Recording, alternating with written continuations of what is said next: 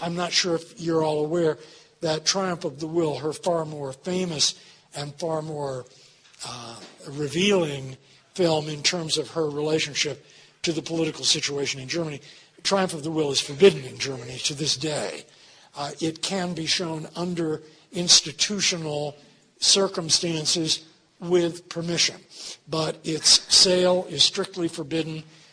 You and I can all buy it with a click on Amazon.com, but if you try to buy it with a click on Amazon.de, which is the German version of Amazon, you will get a message back that this is an item that is forbidden for sale in Germany. So that's kind of there, but you know what? I wish you would take a look. Get it. Netflix has Olympia. You can get it from Netflix. You don't have to buy the thing. But there's, everybody knows about Jesse Owens, which is the really glorious moment in Olympia. And Leni Riefenstahl always used that as proof that she wasn't racist. What it's proof of is what a magnificent athlete Jesse Owens was. And the fact that he won 4 gold medals at the 1936 Olympics in Berlin was actually pretty hard to disguise. So he's there, and the film admittedly does him justice. But there's another moment in this film, and then I'll just tell you this, and then I'll get to the book and stuff like that. There's a guy in here. I think I apologize. I'm not absolutely sure of his name. Maybe somebody out there will know. His name is Lovecraft, and he was a track participant, a track athlete. And what he was he was the first and the only Olympic athlete ever to that date to appear at the Olympics from New Zealand. And his event was a very long distance run, and he won it. And you see this man, when all of the people are going by with the 1,000 flags flying, and here goes by this one guy carrying the flag of New Zealand. And then he wins in his event the first and only gold medal that New Zealand ever had. It makes me want to cry. Just describing it, it's so lovely, and it is such an expression, I think, of what we think of the Olympics. Though this film, Olympia, which is really two films in one, is somewhat insidious in that what it presents to the world is not just the Olympic Games, but Berlin. My standard line has always been that Triumph of the Will was the movie to make Hitler safe for Germany, and Olympia is the film to make Hitler safe for the world. And both of them were deceptive. But at any rate, see this guy, this wonderful New Zealand guy. It just is heartbreakingly inspiring to see this man win his event. I thank you all for coming. I'm very happy to be here. What I wanted to do was to just read a couple of pages that introduce the book, that are meant to introduce Leni Riefenstahl to the reader who might not be absolutely clear who she is. And this little portion, it's about 3 pages, and I'll just read it to you, and then maybe I'll make some comments, and maybe you'll have some questions. But you'll recognize as I read, in the middle of this little prologue, which I call Berlin 1925, there's some stuff about a film, a specific film that you haven't seen, but that I have, and you'll be able to figure out that what I am doing is I am solving here a riddle that has been around for 80 years. And then I'll tell you how I solved it after I've done it, okay? So this is called Berlin 1925. If there was an ideal place for a pretty, emancipated, ferociously ambitious young woman to be in Berlin in 1925, it was on the gaudy, sprawling stages of UFA Film Studio. and at 23, Leni Riefenstahl was there. She would later deny the fact. She would deny many, which was curious, for UFA, the great Berlin dream factory, known by its acronym for Universum Film Aktiengesellschaft, was then as close to a mecca for actors, filmmakers, designers, and visionaries as any place in Europe. It was the world's only meaningful rival to Hollywood itself. By 1925, UFA was releasing a major feature film each week from a gilt-edged roster of directors that included not only the legendary Ernst Lubitsch, already snapped up by Hollywood, but also F.W. Murnau, E.A. DuPont, and Fritz Lang. Men, they were all men then, responsible for the creative brilliance of such films as Nosferatu, Variety, and Metropolis. All of them, when things got bad in Berlin, would follow Lubitsch west. Europe's greatest stars worked on UFA's stages. Emil Jannings, Henny Porten, the Mary Pickford of Germany, Leah Deputy, Asta Nielsen, Pola Negri, Yvette Gilbert, Conrad Veidt, and those who aspired to great stardom hoped to. Young Marlene Dietrich was there, frantic to be noticed in bit parts in silent costume dramas like Manon Lescaut, telegraphing her stage player's frustration at having, before talkies, no voice to deploy as part of her seductive arsenal. Her neighbor in Berlin, an almost exact contemporary, sporty and vivacious Leni Riefenstahl, had a saucier kind of appeal, catching eyes in something called Ways to Strength and Beauty, a full-length culture film devoted to physical fitness and exercise, mostly in the out-of-doors and mostly in the all-together. Leni Riefenstahl was bold and ready for anything in her early 20s. She would later wrap herself in a star's dignity and deny ever having been an unbilled day player, even at UFA, deny being in Ways to Strength and Beauty, deny ever having seen it, or even having heard of it, though it became one of the great box office sensations of the day. One might attribute her denials to latter-day remorse at having appeared on screen bare-breasted as Eve, wielding a comb or a fan, as handmaiden to a Greek or Roman noblewoman in intimate bathing tableau that glorified the physical fitness of antiquity by undraping enough modern-day pulchritude to propel the film to notoriety and huge continental box office. But the one-time bit player's subsequent denials had nothing to do with modesty, for she exhibits her charms on screen with evident aplomb. The denials served, rather, the construction of a romantic image of instant stardom and spontaneous self-generation that she would refine and advance until she died in 2003 at the age of 101. Having once been just another anonymous wannabe, seeking attention however she could get it, even in the freewheeling decadence of the ill-fated Weimar Republic, didn't suit the storyline. In truth, the bare-breasted 5-minute bit was something of a come-down. She had earlier attracted attention as an expressionist dancer, a brief but addictive episode of celebrity interrupted by a knee injury.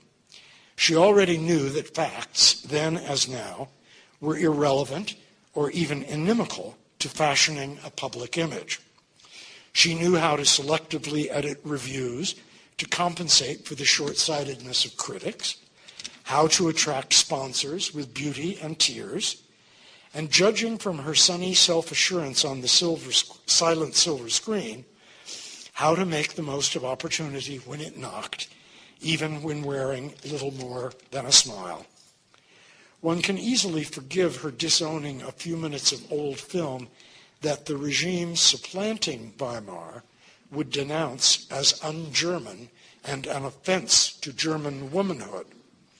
There would be much to win or lose from that successor regime, and later, much more to deny.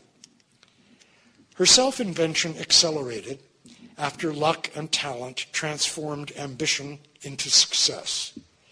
Fate smiled on her in the person of Adolf Hitler, and she smiled back. Her eye for dynamic composition on the screen was equal to her eye for the main chance in life, and they combined to create a fateful myth whose troubling power has not faded.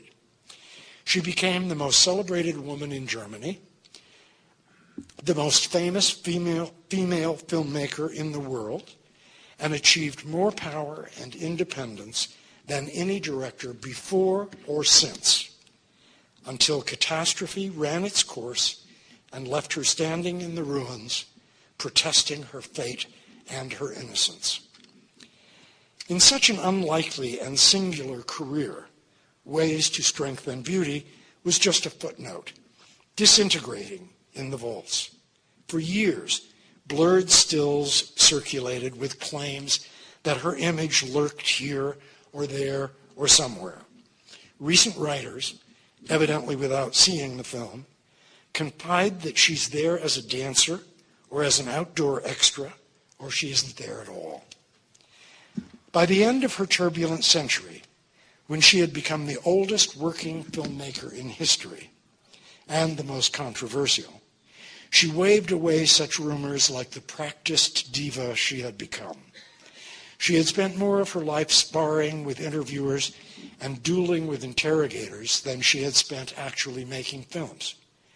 To every question that hinted at a challenge about a film, a person, a party, a motive, there was a single defiant question in lieu of an answer: of what am I guilty? And if angry denials didn't silence skepticism, litigation did. Journalists complained that she sounded like a broken record and wondered if her sense of truth had atrophied, or if decades of denial had usurped remembrance or corrupted recall. But even at 100, she could remember every f-stop, film emulsion, exposure, and splice in every movie she ever made. Still, as her astonishing energy ebbed away at last, she must have known that someday someone would rummage through the vaults and find her on celluloid in the film she never heard of, just as she was in 1925 at Ufa, young and beautiful and guilty of nothing graver than vanity and ambition. And there she is on screen, vital and vivid and beguiling, challenging fame and confident of bigger things to come. Bigger than Ufa and Lubitsch and Lang, as it turned out. Bigger than she could have dreamed. Bigger than almost anything, except the cost to her and others, which is in part the subject of the narrative that follows. So, you have figured out that somebody found the evidence that she's in that movie. And not only did I find the evidence, but I was able to make frame blow-ups, and they are in the book, in case you want to see what Leni Riefenstahl looked like at 23 with her bazooms in full flower. Now, the reason that I go into this, I mean, quite honestly, researchers are crazy people, as you know. They are obsessive compulsives and so on, and with flying wild hair and don't get sleep. And this is exactly the kind of question that everybody who ever wrote about Leni Riefenstahl said there's always been this rumor that she was in that movie, but she denies it, she never heard of it, et cetera, so on. I did a lot of research for this book in Europe, and I did a lot of research for this book at the Library of Congress in Washington. And the reason I did that is, I don't know how many of you have ever researched at the Library of Congress, but you own it. You might as well go. It is wonderful. All you need is a library card, and they give it to you there. They take your picture and give it to you there. And it's the most extraordinary place for research in the world. And it has not only everything that has ever been copyrighted in America, but it has a lot of other stuff that it doesn't advertise. And one of the things that it has that it doesn't advertise is all of the stuff that the United States Army requisitioned or seized, to use a truer word, in Nazi Germany in 1945 and brought back to America. The United States Army's area of occupation was southern Germany, which was basically Bavaria and Austria. And as you probably know, Hitler hated Berlin. Munich was his home. Munich was also famously called the capital of the movement. And that was the American sphere of influence at the end of the war, and they just gathered up everything and brought it back, including Hitler's private library. If you're interested in what, and oddly enough, as far as I'm aware, only one person has ever asked for access to this library to go in and see what did Hitler actually read. What did he underline? What did he put marginal notes on? What books didn't he even bother to cut the pages? What books were inscribed by people who felt close to him or wanted to be close to him? And so on. And the one person who asked for access happens to be a friend of mine, told me there are some things in there, some personal things that no one ever knew about that came from Leni Riefenstahl, whose official line was that she barely knew him, that she admired him from afar, as many people did, and so on and so forth. At any rate, I was at the Library of Congress, and I was doing a lot of research into things, and one day I called up some books and was told it would take a day or two to get them. They were in a storehouse someplace. And I said, well, good, I'm in town only to be here, so let me just rummage around. And I started through the card catalog, and that place is so amazing. Even the card catalog is amazing, because some of those cards are written, 100 years ago or more. And I'm looking through film stuff because that's my area of interest. And I came across a card and it said, Sports, Germany, 1920s, fragments. And then there were some scratch marks that nobody could read. And I took the card over to the desk and I said, what is this? And the guy said, forget it. Forget it. It's not what you think it is. It's not what you think it is. And I said, yeah, but the Allies got all of this film material and they brought it back and so on. And he said, yeah, but the West German government asked for it all back in 1972. And we made a few copies of things that we wanted to keep, but we mainly sent it all back to Germany. And anyway, this is just a bunch of fragments. So I said, can I look at it? And he said, yes. So I go back in the room where you have these wonderful tables. You can look at film. There she is. There she is. And what these fragments are, when in a silent film, the intertitles come on to tell you what somebody's saying or what somebody's doing. And on these fragments, the intertitles were reduced to one frame to cut down on the amount of storage that was necessary. And a one-frame intertitle is called a flash title. And it's there so that you can, if you're restoring the film, you can then expand it back as it would have been, and so on. So there she is. Clearly this footage is from Ways to Strengthen Beauty, and I showed it to the guy, and it was wonderful. And they allowed me to make the frame blow-ups from it that prove that Leni, even at 23, was not to be trusted in terms of her version of her life. But there are a couple of other things about Ways to Strengthen Beauty. Ways to Strengthen Beauty wasn't just a film about physical fitness. It was a film about physical fitness in the Weimar Republic, which was being punished through the Versailles Treaty for having lost World War I, a Germany which was limited to an army of 100,000 men. So what do we do to make sure that national security in some way or other is prepared or will be prepared should the day come? And the answer to that is physical fitness for the fatherland. And in researching this movie and its original engagements, sure enough, when it played in 1925, and it was a gigantic success. If you look it up in any world history of film, you will find it at least referred to because it was so successful. The music that was played with Ways to Strengthen Beauty was exclusively martial music, army marches, and so forth, so that the message should be utterly clear to the German people.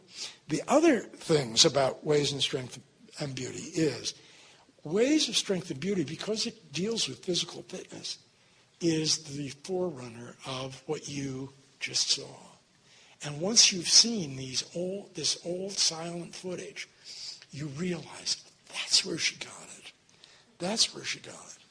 Then, some of you know that in the 1960s, Leni Riefenstahl went to Africa, and she became quite celebrated for very sumptuous picture books that she made of photographing the very primitive Nuba tribes in the Sudan, not far from Darfur, where this tragedy continues to unroll.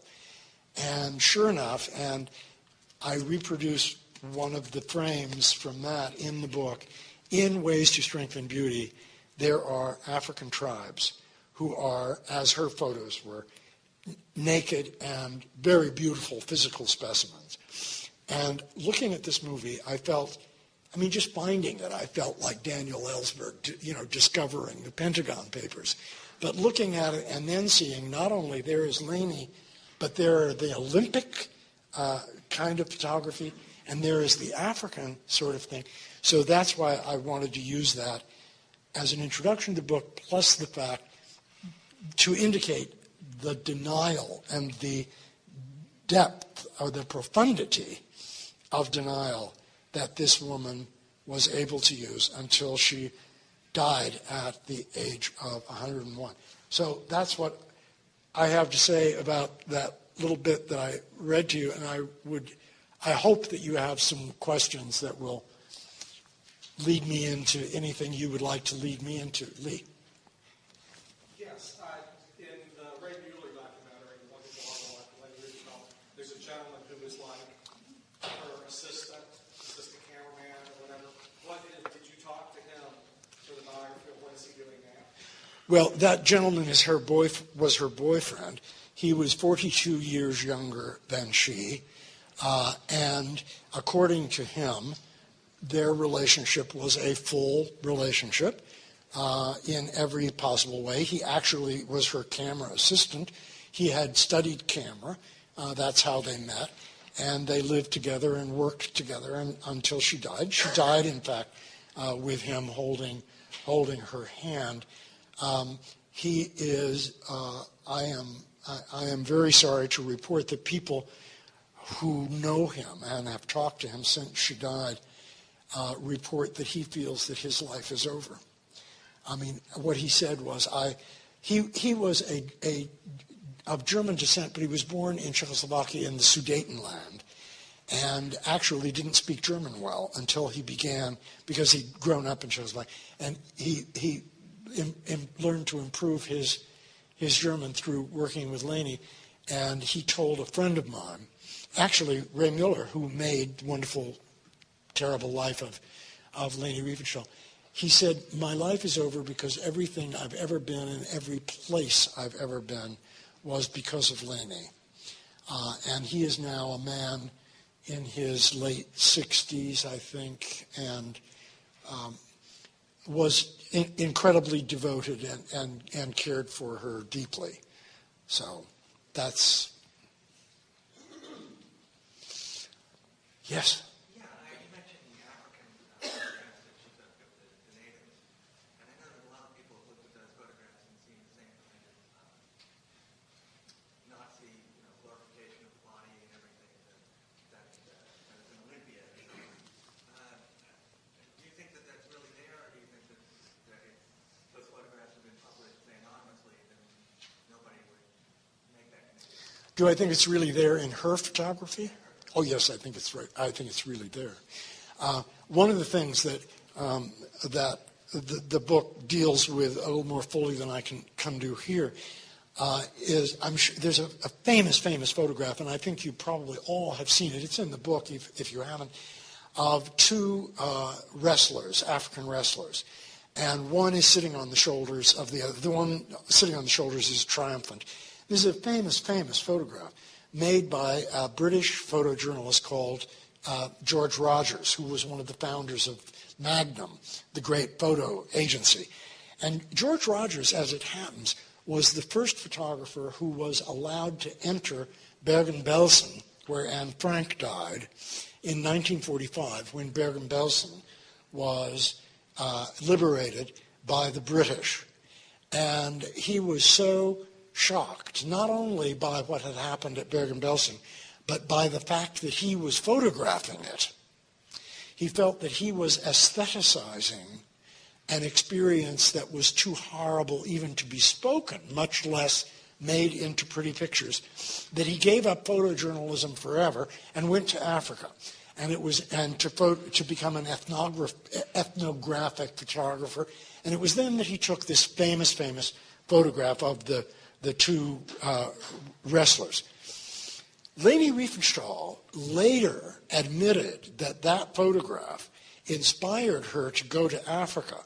But as in all things with Leni Riefenstahl, who's one of the world's great fantasists and mythologizers, you have to check everything. She says that she found this photograph in a magazine in 1956. What I found out was she found the photograph when it was originally published in the National Geographic in 1951, and she wrote George Rogers. And she wrote George Rogers offering him $1,000 if he would introduce her to those two guys. And George Rogers wrote her back, and he said, "Dear Madam, knowing your background and my background, I have nothing whatever to say to you." She then attached herself 6-7 years later to an expedition. It was a purely scientific expedition that was going to Africa, that would be partially financed by the National Geographic and partially financed by Lufthansa. And she went to Africa tagging along with this group. And her intention was to make a film of these tribes. And she got down there and was so disruptive an influence on the expedition that they finally broke off. And that expedition was actually reported in the National Geographic, something like 26 pages of color photographs and text. That's quite remarkable. And if you take that, it's footnoted in the book. I can't remember the exact date of it. But if you get that issue of National Geographic, which I did, and you compare it page by page to Leni Riefenstahl's great, huge photographic books, you see the same faces, the same people in the same postures doing the same things, except that Leni's photographs are so striking and beautiful because they are sensationalized, and the other photographs report. This is how these people lived.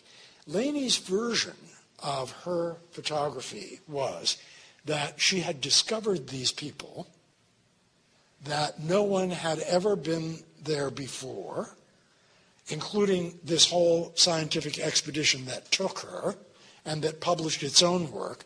And by the way, when they published their report in the National Geographic, there's not one word that refers to the fact that she was there, because I think there was an understanding that Leni Riefenstahl, simply as a person, was a compromising name.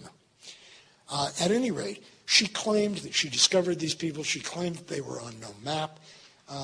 Look, Marion C. Cooper, the man you all know as the producer of King Kong in 1933 or 4, he was there and he photographed them, and he published his photographs and articles in the National Geographic in 1929. But when Leni Riefenstahl published her books and claimed nobody had ever been here before, the world press bought it. The world press bought it. The people who didn't buy it were the anthropologists who were working there and who were working there trying to help preserve a native way of life that was under extreme attack from the outside and which has now completely disappeared. And I talked with some of them, and this is in the book, what they think of her and what they talked about with her. But to a man, they all agree that her intrusion for her commercial purposes into their living space and their villages contributed radically to the end of the way of life that they were trying to preserve, and that she claims in her photographs she has preserved. And in that sense, that the photographs exist, I guess she has. So, yeah. She was obviously an opportunist to continue to work for Olympia, not to have left. But you don't think of her as an artist at all? I mean, didn't the Italian Renaissance artists also glorify the human body? I mean, it wasn't obvious. No. I don't think it's the same thing at all. I mean, it's a familiar argument, and it's the argument that she used. But she didn't just ally herself with reprehensible people because they offered her the opportunity to work. I mean, you could certainly make that case about anybody who created art for the Medici or the Borgias or any of those people. What she did was to ally herself with someone who wanted her to enable their program, their agenda, their myths, and so on. So I think it's a very different thing. I mean, but it looks good. Looks good, sure. A lot of things look good. As an artist, I mean, it looks great, but it's true. She is glorifying something. Okay, I don't dispute that at all. I don't dispute that at all. My question, and this is the question that the book raises, and I should say the very first thing in the book is the epigraph. And the epigraph in this book is from Thomas Mann. It's from The Magic Mountain, which is one of my favorite books. And the epigraph in the book is art is moral in that it awakens. And my point of view is that Leni Riefenstahl's art, if we want to call it art, is an art that lulls, deceives, misleads, and does not awaken so much as it shuts down our faculties to judge what we are looking at. And if anyone can look at Triumph of the Will and tell me that it is merely beautiful technique without content, then, okay, if that's the way you want to view it, I don't think you're saying that, but that is what it ultimately comes back to, and that is the way Leni Riefenstahl wanted us to view Triumph of the Will, which is why she said, I thought he was a charismatic guy. I didn't know what the program was. The evidence is in the book, and it's extremely extensive at how much she did know and how much she did cooperate, so on and so forth. Does that invalidate Triumph of the Will as a propaganda film? Not at all. But I mean, if you take Speer, who was an architect, who was an artist, now he obviously completely prostituted. Well, Speer was involved with Triumph of the Will. He was the art director on Triumph of the Will.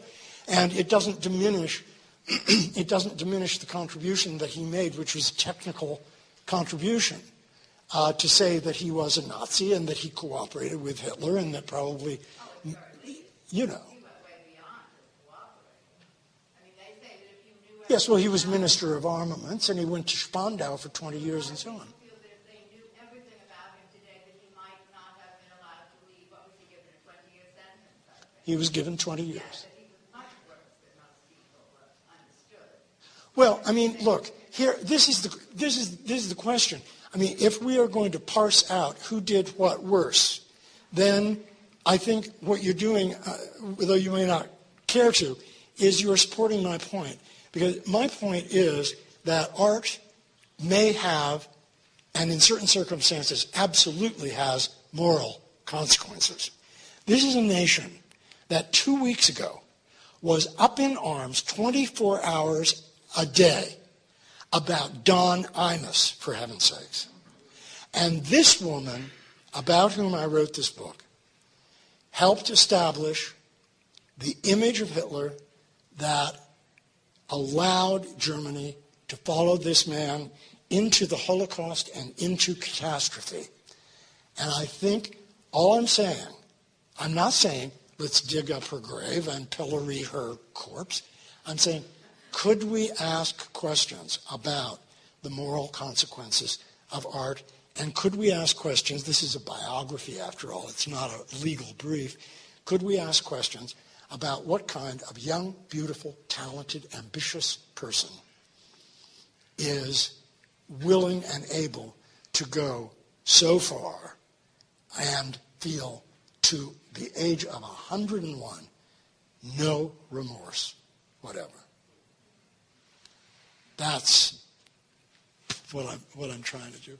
I couldn't tell if Joe, I mean, I could stay here all night if I didn't have a plane to catch, but I think Joe wanted us to stop. Did you, Joe? Or come? We're going to have to take you outside and get you to sign some books before you get out. Okay, I thank you all for coming. This difficult question of answers of what I'm and you and agree no I didn't start since I was just that was you should get things journal just like come to the end section of round break up and broken record and under one first difference century had or academics of age I didn't well use I just certain metro work to up you could recall but even wonder she can remember every stuff the middle small those burgers and say lots in every move there she said still as honest as she do that way flash just know in this damn some would some of the through the songs and her minds are also